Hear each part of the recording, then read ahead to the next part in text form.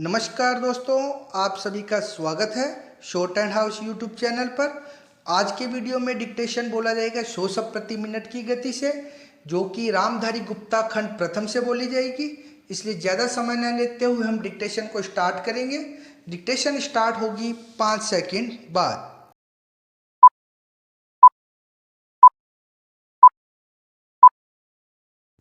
Start. महोदय, राष्ट्रपति के अभिभाषण में राष्ट्र की दशा का जो चित्रण किया गया है, उसे देखकर भविष्य के बारे में जनता के मन में अच्छे जीवन की आशा उत्पन्न होना कठिन है।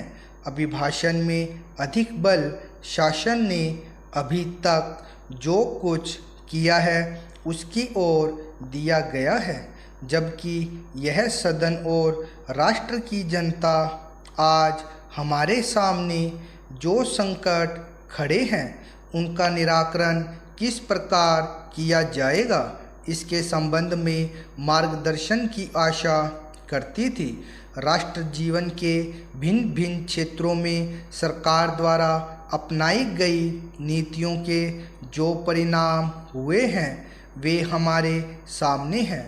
और मुझे यह देखकर बड़ा दुख हुआ है कि राष्ट्रपति महोदय के अभिभाषण में राष्ट्र की सुरक्षा के लिए, एकता के लिए जो नए नए संकट खड़े हो रहे हैं, उनका कोई उल्लेख नहीं किया गया है। कुछ ही दिन हुए हमारे रक्षा मंत्री ने एक भाषण में कहा था कि भारत 100% सुरक्षित नहीं है। किसी देश का रक्षा मंत्री सार्वजनिक रूप से इस तरह के विचार व्यक्त करे तो यह प्रश्न स्वाभाविक रूप से खड़ा होता है कि राष्ट्र की सुरक्षा की ओर, जो कि सर्वोपरि है, ध्यान देने के लिए पूरा प्रयत्न क्यों नहीं किया गया। सभी जानते हैं कि सुरक्षा के लिए जो भी संकट है वह हमारे पड़ोसी से है, और वह पड़ोसी आणविक शस्त्रों की मांग कर रहा है। वे शस्त्र किसके विरुद्ध काम में लाए जाएंगे, इसके संबंध में किसी को संदेह नहीं है, किंतु प्रश्न है, क्या हमारा सैनिक बल, हमारा साज सामान किसी भी आक्रमण का सफलतापूर्वक सामना करने में समर्थ है। मैं यह स्वीकार करता हूं कि किसी बड़े युद्ध की आशंका नहीं है, किंतु पाकिस्तान के नेता अपनी जनता का ध्यान वहां की गिरती हुई आर्थिक स्थिति से दूर करने के लिए किसी भी समय कश्मीर के प्रश्न पर अंतर्राष्ट्रीय सैनिक हस्तक्षेप को निमंत्रण देने के लिए झगड़ा कर सकते हैं।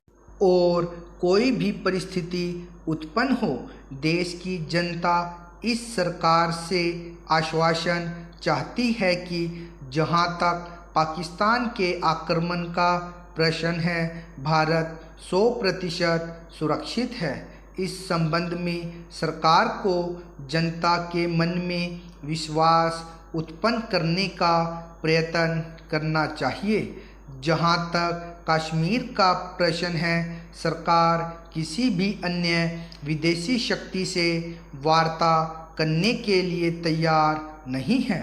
महोदय, भारत ही नहीं, सारी दुनिया आज विज्ञान और प्रौद्योगिकी के द्वारा लाए गए परिवर्तनों के कारण महान परिवर्तनों की ड्योढ़ी पर खड़ी है।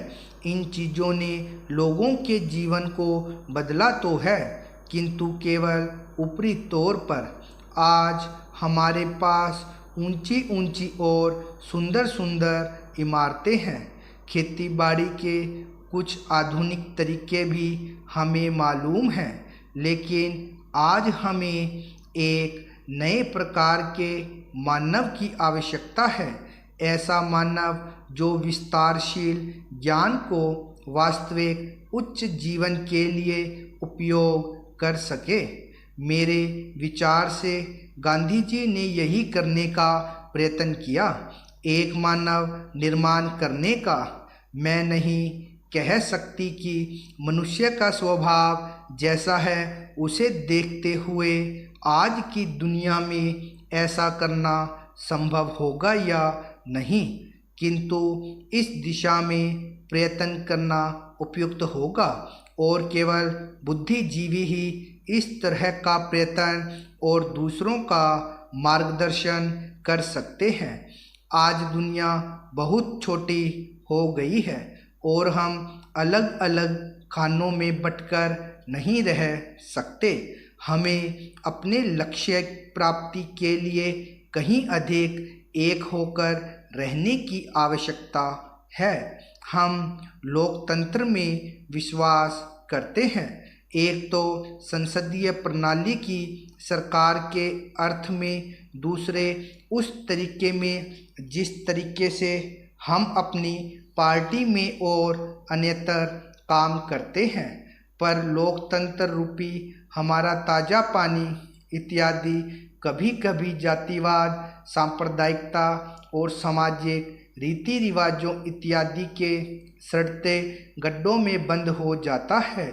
आपके पास लोकतंत्र है, आपके पास वोट देने का अधिकार है, या आप अपने विचारों को खुलकर प्रकट कर सकते हैं। इन सब के तब तक कुछ अर्थ नहीं होते जब तक आप इस प्रक्रिया से सामाजिक जीवन में परिवर्तन की नई धाराएं उत्पन्न नहीं कर देते, जो हमारे लोगों के हर वर्ग और स्तर में समा जाए। प्रस्ताव पास कर देना बहुत सरल है, पर उसका कार्यान्वयन करना सरल नहीं। हम जानते हैं कि स्थिति या पद में कुछ लोगों का निहित स्वार्थ हो जाता है और कुछ एक का किन्हीं दूसरी चीज़ों में, लेकिन सबसे बड़ा निहित स्वार्थ है भय, जो जाना पहचाना है उसे परिवर्तित करने का भय। हम जानते हैं कि अमुक चीज़ बुरी है, फिर भी हम उसे परिवर्तित करने से डरते हैं। लेकिन आज हम इस तरह बड़े बड़े परिवर्तनों के बिना वास्तव में जीवित ही नहीं रह सकते। हम परिवर्तन लाएं कैसे? हम लोगों को इस बात का कैसे विश्वास दिलाएं कि परिवर्तन आवश्यक है? महोदय, पिछले कुछ वर्षों में सभी राजनीतिक दल किसी न किसी तरह से जनता से दूर हो गए हैं। आज हम और आप दोनों को अपनी जड़ों को फिर से जमाना होगा, जनता से प्रेरणा लेनी होगी। हमें जनता की आकांक्षाओं, उसकी मांगों और उसकी आवश्यकताओं के अनुसार चलना होगा।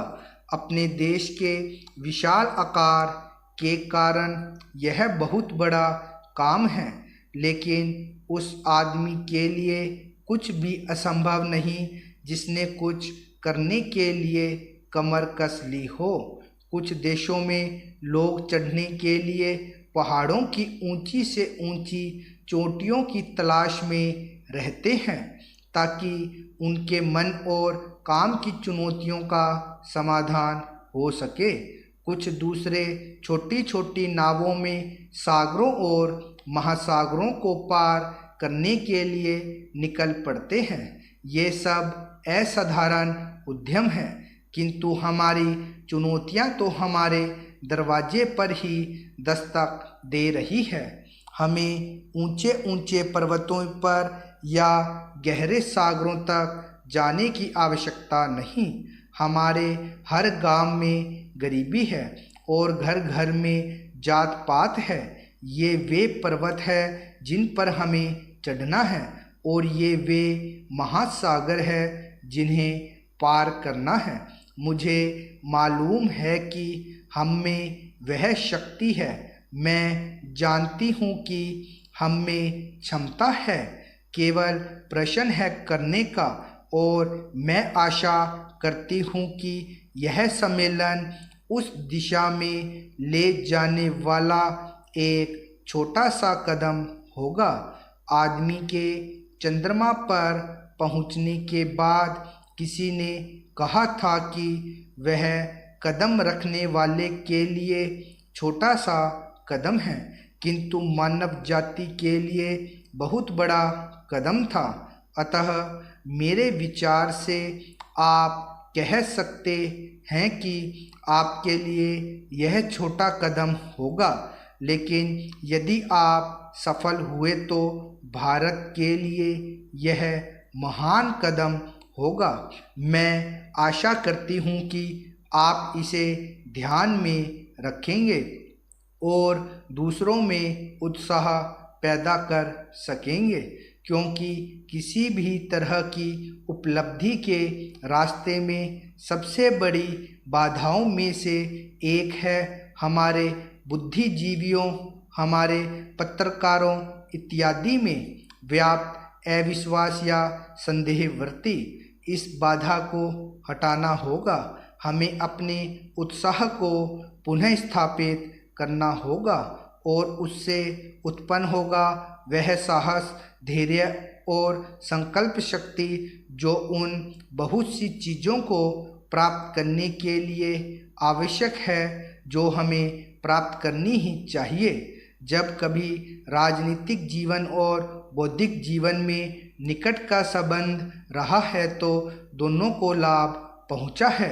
स्टॉप 100 प्रति मिनट की गति से थी यह डिक्टेशन। रामधारी गुप्ता खंड 1 के अभ्यास 82, 83 और 84 है। इनका बार बार और निरंतर अभ्यास कीजिए और जहाँ पर ये मिस्टेक है उन शब्दों का आप अलग अलग